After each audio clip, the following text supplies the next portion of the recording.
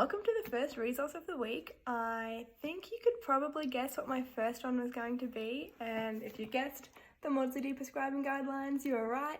This had to be the first one because this is basically the deprescribing Bible for antidepressants, benzodiazepines, gabapentinoids, and Z drugs. But the principles apply for all sorts of other drugs. Anything that impacts the brain and has potential to cause withdrawal symptoms, what is in this book is helpful. You'll see my copy has some holes in it because my cat has been chewing on it, and it's always out because I use it all the time. So this one can be found in the guidelines section in the resources in the Tapering app. It is a book, it's a medical textbook, so it is sort of a bit expensive. There are a bunch of free resources in the app as well, but I just had to start with this one because it's such a comprehensive guide. It explains the concepts behind hyperbolic tapering, which is where we're reducing the doses by smaller and smaller amounts as the dose gets lower to avoid withdrawal symptoms. It's got like all these great graphs that sort of explain everything. It's all based on research. It is a medical textbook, and so it is kind of quite jargony. It can maybe be a bit complex for the layperson, but if you're really into science and you want to know the dirty details, then this is the one for you. This guideline is applicable internationally.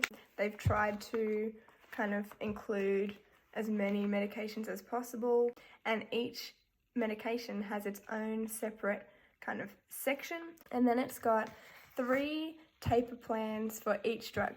So they break it down into sort of a faster, a moderate, and a slower, and that depends on your risk factors for withdrawal. So I'm going to give you a bit of an example. So this is a section on citalopram.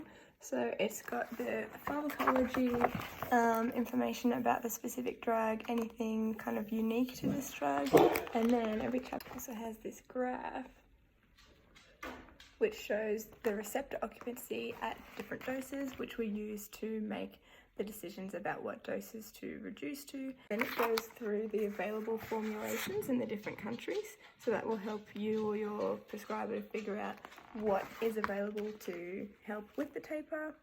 They talk about how you might need to make liquids or do whatever is appropriate for that medication. So like I said, they've always got a faster one, then you've got your moderate one and your slower one, and it goes through all the different doses. And you'll notice with basically all of these, the medication dose is going to get to way less than 1 milligram before we're actually dropping off, which is kind of crazy to people. And then they've also got references at the end of the chapter, so if you want to know more about something or look into a specific study that they're talking about, it's all in there. So I just think this is an amazing resource, and I thought it just had to be the first one.